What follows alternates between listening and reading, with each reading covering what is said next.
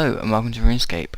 So at the start of this week, this Monday, was a new quest. The last 2 weeks had been ninja updates, and then we finally get a nice big quest. So this quest is a Zamorak quest called Dishonour Among Thieves. So you need Missing Presumed Death, Hezeel Cult, ability to enter Mauritania, so that requires all that quest sort of series, or Priest Imperial, whatever it's called. Level 30 Thieving, level 30 Agility, and it says combat level of 61 suggested.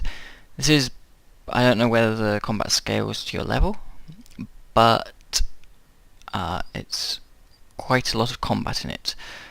So there's no required items, but you will want combat gear, and there's a bunch of rewards. So to start the quest, you need to use this open invitation box, which you'll have got from that other quest. And one of the characters in it is Nomad, and that was chosen in a player poll. And as you probably know, Nomad was in Nomad's Requiem a really hard boss pre-EOC, a very hard boss. So that's possibly a sign of things to come with the combat. So I'm going to go and start that, and I will meet you in the Citadel. Once you're in the Imperial Citadel, speak to Moya, and you'll start speaking to her, and she'll tell you about the plan. Now, you then get an item which can teleport you to Zamorak's hideout, and then you can also go and speak to Sliske. He'll give you some choices. I'm not too sure. You can sort of choose to side with Zamorak, be neutral, or side with Sliske. At this stage, the choices don't seem to have any repercussions later on, which is a bit unusual because you get asked the same sort of questions later on, so you can sort of decide then instead. So yeah.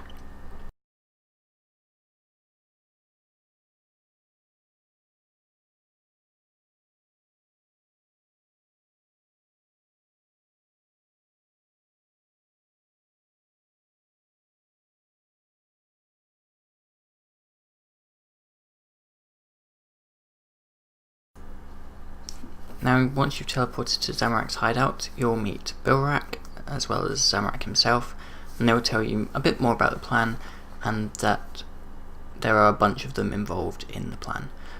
So each of them, you have to go and find them and tell them to go and meet Zamorak himself.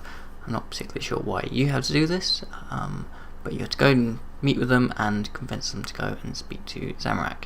It's fairly easy with what you've got to do. With some of them you've got to do a bit more things, but yeah. So each of them are Nomad, Hezeel, Zimorigal, and Enkra, and yeah, there's 7 of them in the end, and yeah. So the next few bits will be each section. You don't have to do them in any particular order, but you do have to go and get all of them, and Moya will tell you roughly where they are, so you can go and easily get to them. They're all fairly close to lodestones, and if you've got the sort of quest help thing, they'll show up on the minimap of where you are to go. So I started with Zimorigal and Nekra, and you can speak to Moya and she will teleport you there. You'll start in the basement of the fortress up in the north, and you have to go and kill a bunch of armoured zombies. They don't do too much damage, but they've got quite a lot of health, so may take a little while, but yep, I forgot to go and turn my combat settings on. I turned them on after this point. In my previous video, I had a lot of people saying why don't I use Legacy or something for killing bloody worms when I was using Momentum, which was not the best idea. But yeah, so go off the armoured zombies and then head up the stairs to speak to Zimorigal. You can, with the whole quest, there are lots of dialogue options to learn about lore, although there's also continue with chat, and that'll move the story along. So in this case I've skipped all through it, but you may want to go and read about the lore, and then once you've done that, they will agree to go and join Zamorak. so they're nice and easy.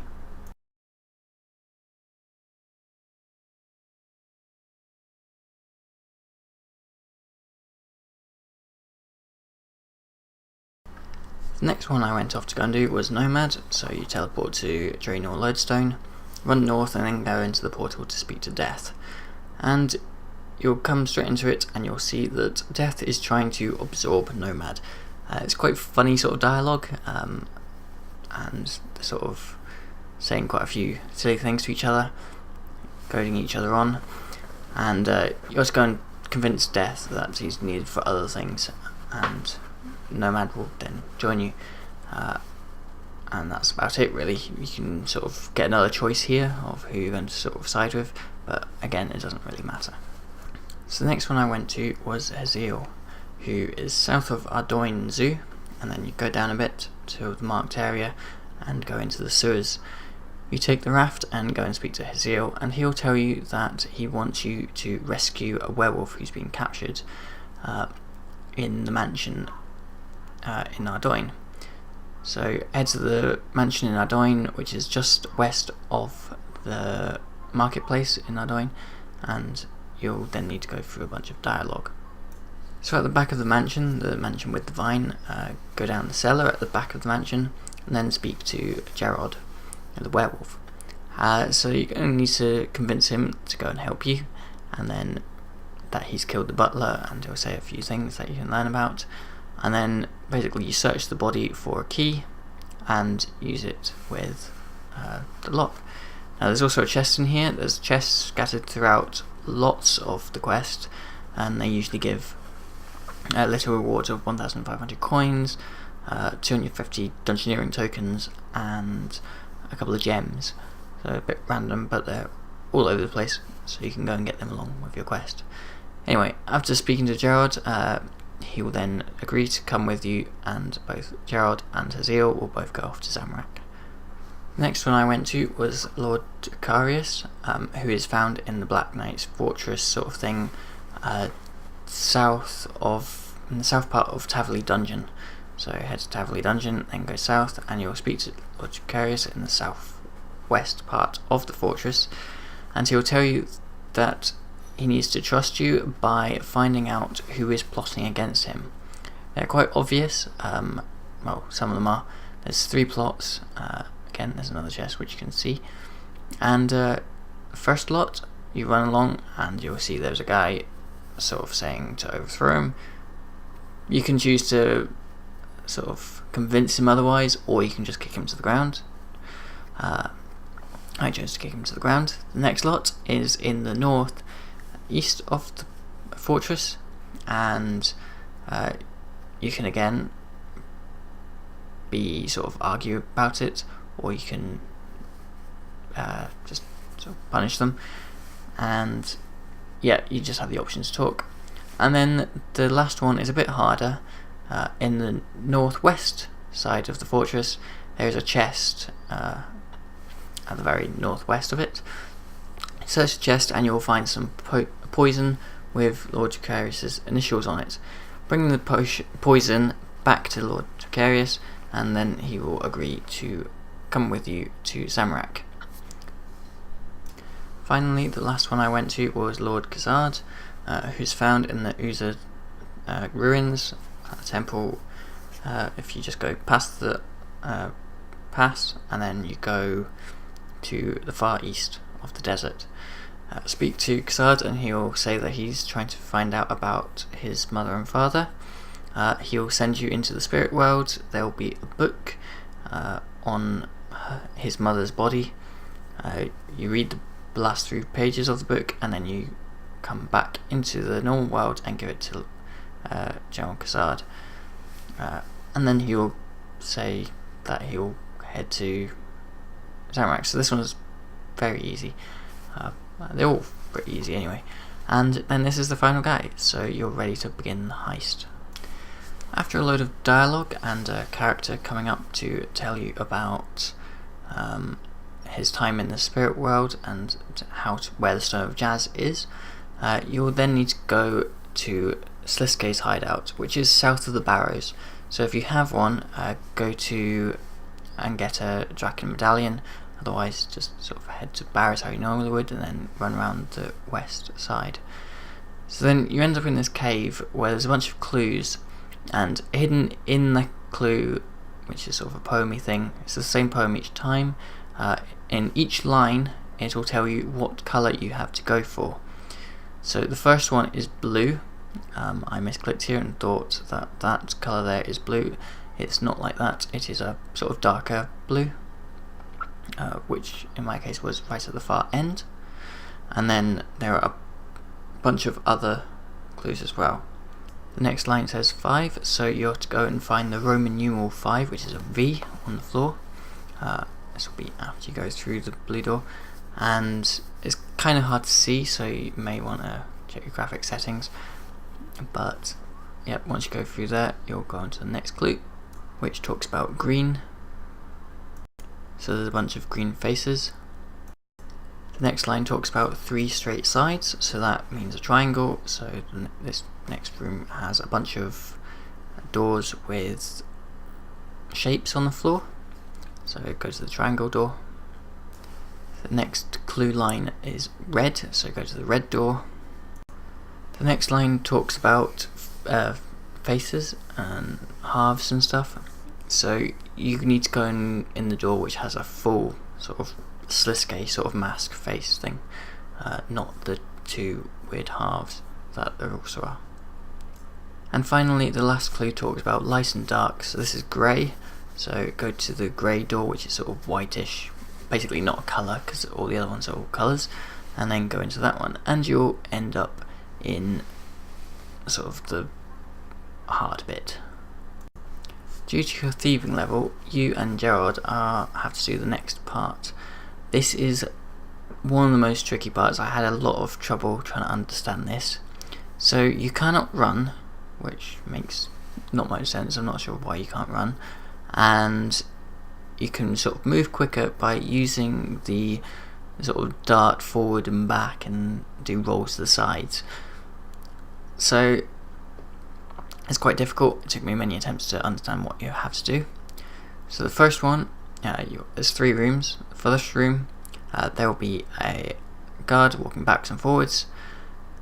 So if you stand just outside of his range, going long ways, so to be honest I didn't know you could even walk, but you can walk. So stand just outside his range, and then when he turns his back, dart forward behind him, like whichever way you're facing. You may want to go and press the north to make sure you face the right way, and then click on him to assassinate him. If you roll up to him, he'll catch you, and if he turns around, he'll catch you. And if he catches you, you'll end up back at the start. Then after this, you'll then need to pull the switch. So the faces also light up.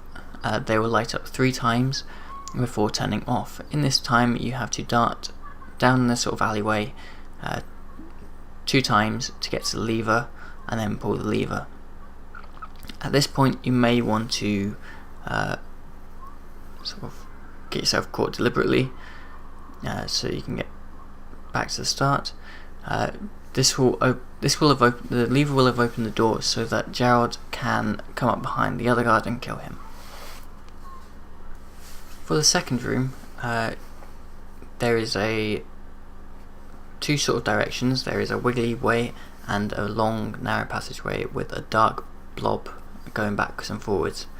So stand in the best place that you can so that the dark blob isn't hitting you, and stand sort of against the west wall. Once you can, and the blob starts to move away, dart up the alleyway and go into the little cubby hole on the northwest side and wait for the dark blob to pass you again. Once it's passed you, dart across and go into the little alley hole thing on the opposite side and wait for the guard to pass you. Once the guard has passed you, click on him and assassinate him. You can then pull the lever to open the door so that Gerard can come through and assassinate the guard at the end of the wiggly route. You may want to get yourself reset by the black blob if you want to, but next we're to go along the wiggly route. So wait for the mask to flash off 3 times, and then dash out into the alleyway, and then go and stand in a good place. Or you can just sort of walk up behind where Gerard came from. That's maybe easier, since the doors will now be open. And when the guard walking backwards and forwards along the corner part turns away, dive after him 2 or 3 times and then click on him. For me, this seemed really buggy. I thought I was going to get caught, and I did get caught several times, and then you end up sort of standing in front of him and then in behind him and all sorts of things, but you still kill him, so that's really odd. And then after that, you have to dart quickly across the corners of the masks, and so you dive from one side to the other and then go around the corner and then pull the lever, and then that's you onto the 3rd room. For the 3rd and final room, there is a lot of different directions to go. The first direction that you need to go is to the east. There is a very long hallway with a dark blob going backwards and forwards along it. So dart off to the right when the guard isn't looking and assassinate him. It should be not too hard. From there, you can fairly easily kill off the other guard doing the same thing in the opposite corner when you go around. And remember to pull the lever which is in the corner after the first guard. From here, you can then head up to the sort of 2nd alleyway up. So if you're going north, the 2nd alleyway on your right, you can then come along that, wait for the dark blob to pass, and sort of walk across to where the pillar is. To kill the pillar guard, just obviously when he faces away, you can then assassinate him. And then there's also another lever, there's 2 levers and a guard looking at one of them. Pull the first lever that's closest to you, and the guard will move into the corner. You can then just sneak up behind him and assassinate him, and then from here you can then pull the other lever, but it will say it doesn't do anything at that time. So go back to across the main hallway the way you came, and then head up north. There is a dark blob which you can dart over, so when it comes close towards you, you can then dart past it, and then you can walk further right to the end of the room and pull the lever. You can also then dart back across, and you should be able to go and assassinate that other guard if you time things right, so the guard's facing the wrong way and the dark blob you've just jumped over. So that's nearly all the guard's done. So you can, after you've pulled this lever, you then need to go back to that pillar room, pull the lever, and you'll let Gerard through to go and take out the final guard. And the final guard's taken care of, you can just walk through, pull the lever, and open the doors for the 3rd room. So you might have got the hang of it by this point. So the 3rd room, the guards are fairly easy to take care of, just be careful of the dark blobs, and that should be you through. The next part, you'll come to some large double doors. So there are a bunch of different mechanics for it. This bit is also rather difficult to get the hang of. It requires balancing lots of things at the same time. It tries to introduce things fairly slowly, but it's still quite difficult. So start with Gerard the werewolf and take control of his view. You can then follow some footsteps and tell him to go to and find a guard. Once he's done this, you can then take control of Moya, who can then look through the thoughts of the guard that Gerard has found. This is sort of like the Daemonheim Femnic Diaries sagas, where you have to listen out for the memories. This is kind of difficult because the sound is a bit funny. if you've not got your sound settings right. I don't think the ones which it suggests are that great, but you don't have to be terribly accurate with it, and you only have to find one for each guard. So after you've found it, just click and you'll zap it and get a memory. You need to get 5 of these memories to get through the door.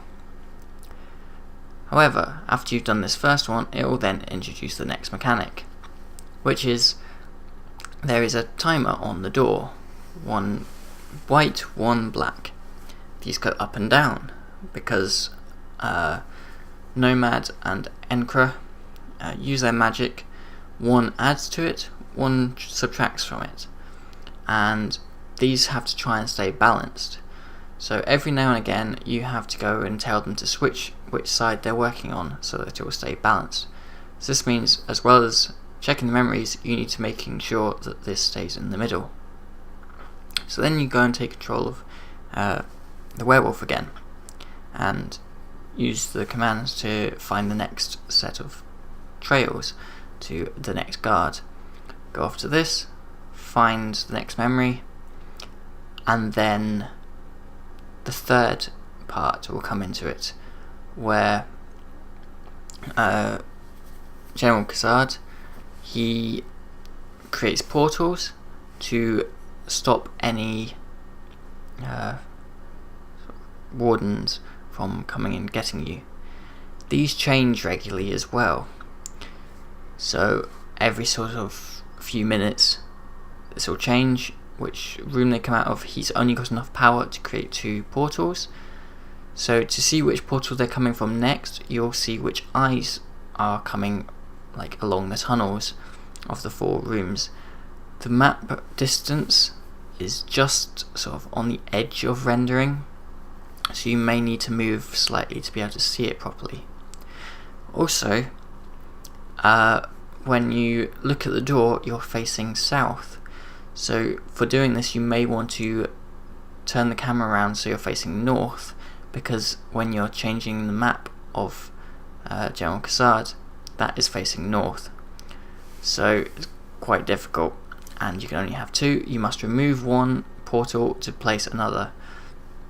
So for example, at the start they will both come from the 2 north doors, 1 northeast, 1 northwest, and then they'll change to the north east and the southeast door. So you need to click Kazil and remove the northwest door and change it to the southeast door. Hopefully I got all that right. Anyway, you now have this to balance, as well as the faces with the dark, white and black, and then when you have time, control the werewolf to send it to a guard and use Moira to find the memories. Finding the memories can take some time, so don't be afraid to click X if you think you're running out of time and you need to go and assist something. So try, and if you're finding this difficult, try and wait for the 2 sides to be almost opposite, then tell them to switch. This will give you most time here. Also, when General Khazad, the portals change, they won't change instantly, but they will change in time for the next change of wardens to come through.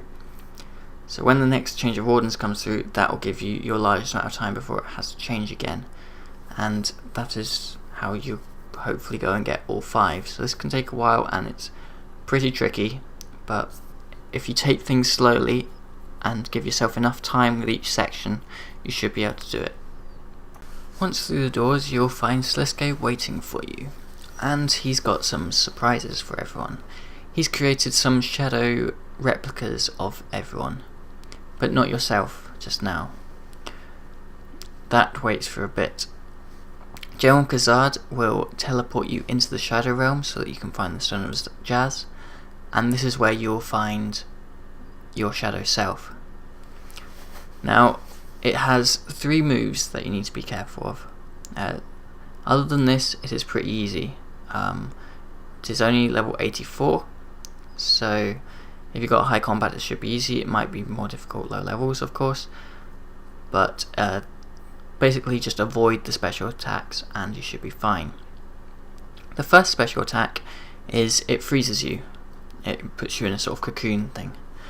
To get out of this, click as fast as you can and you'll eventually break out of it. You'll take a bunch of damage for each sort of tick that you're in this cocoon, but once you're out of it, you should be alright. The next move is that he'll teleport you onto the center pedestal. Once he does this, get off the center pedestal as quick as you can. He will then cause some big shadow thing, which will then come along and deal a massive amount of damage to you. Killed me in 2 hits. If you do die, the grave will be south of Barrows at the entrance to sort of the Sliske's lair.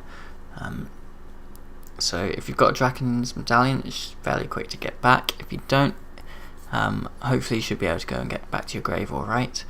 And then once you come back, you'll proceed straight into the battle again. And then the final and third move that he has is he says something like the shadow will engulf you. So you basically need to stay within melee range of him. So otherwise, the further out you go, the more damage you take, and darkness will cloud your screen. So basically avoid all the shadows and click to get out of the cocoon. If you stay out of the shadows, you can just melee him, or you can use major range. Major range is apparently recommended, although I use melee, which worked completely fine for me. And then when he's on his last 25 amount of health, he will change form into a werewolfy type thing, and he'll deal a lot more damage quicker. Like, the lower health he has, the quicker he'll damage you, quicker he'll attack. When he's on 10% health, he'll place a healing item on the ground, which will heal him very rapidly. I was sort of keeping up with the healing with my damage, but you need to destroy this healing thing first and then get back to attacking him. After this, you should be able to kill him fairly easily. And that's the end of that section. For the next part, you'll be in control of Nomad, because why not? Nomad seems cool, and for some reason he's meant to be really, really fast. So his run animation is pretty hilarious, to be honest. But anyway, you run around and you're to go and help all your teammates by killing off the whites. You basically one-hit them, you do 15,000 damage in one hit. You need to go and kill 30 of these before the whites go and kill off your friends. So just run around killing them all. Head to either the northwest or the southeast, and because there's 2 of them, so you're more likely to go and get a bunch of the whites appearing, which you can kill without having to run all the way around. But remember, you have to go and save your friends. You've also got some special attacks up at the top, which can do area of effect damage, but these aren't necessary. I didn't use them. You one-hit them well anyway, and your attack speed is pretty high. And then once you've done this, you'll go back to your normal self. As your normal self, you then get to touch the Stone of Jazz, which, as you may know from previous quests, this boosts your stats massively and makes you very powerful. You also go and get a nice cutscene of the gods and Zamorak sort of trying to explain his way of why he's touching the Stone of Jazz and becoming a god, while Saradomin, Armadale and Bandos all sort of disagree with him, causing the God Wars to start. Then after this, you return the Stone of Jazz and yourself back to the normal world, where you are to go and kill off the shadow versions of the Zamorak forces. This is pretty fun and easy. I had been speaking a few days ago with a friend about how EOC is 10 times the damage of Legacy, but I was saying maybe it's 10,000 times. Well, guess what? In this, with the Stone of Jazz's power, you hit consistent 25,000 very rapidly on the shadow selves.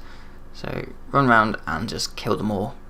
And while it's very easy, it is very fun just hitting so high and just wrecking everything.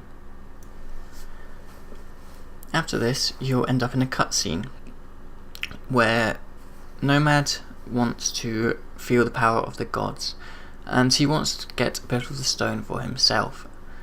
And you can choose to, well, he'll throw a spear at you to try and get to the stone, which you can either dodge or throw back at him.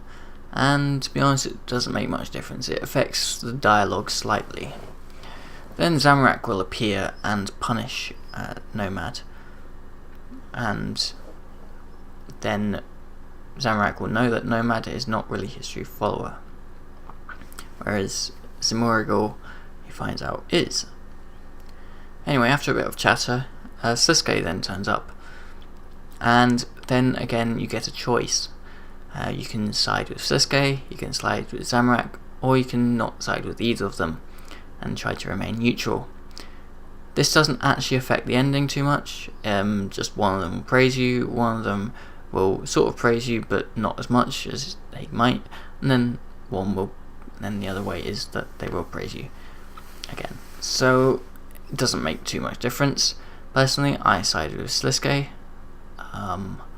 because I don't like Zamorak, not because I like Sisuke, and that's the only sort of, the other options mean Zamorak turns out on top. But either way, you go and get your reward from Sisuke or Zamorak, and that is the end of the quest.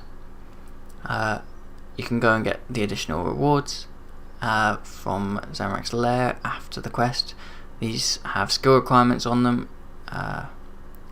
so some of them need all level 50s, some of them all need all level 90s, and you'll get a skill lamp from it. And so, quest complete. We get 2 quest points, 1500 thieving XP, 1500 agility XP, 500 dungeoneering XP, a lamp of combat skill with 1500 XP, Gerod's cape, cosmetic and item, Haziel bobblehead. I think people quite like the bobbleheads. Personally, I've never got one, and I don't like pets too much, so met. And an upgraded Slisuke mask, and of course 2 treasure hunter keys. So, yep, upgraded, cool. So yeah, that's it. There's plenty of chests around, which I may try and see if I can go back and get some. Go here, but I imagine they're all sort of the same sort of item. That one's still locked apparently, and so is that one. I guess we won't be getting those. But yeah, so they'll probably give sort of 1500 GP and some gems or something silly. So the rewards I don't think are that great. Joe's cape worse than my cape. I guess for the level it's alright, but I think the rewards are still a bit low. Maybe the cape, it would be worth it to others, but I don't know. I quite liked it. It was very good. But yeah. So thank you for watching, and I will see you again soon. Bye bye.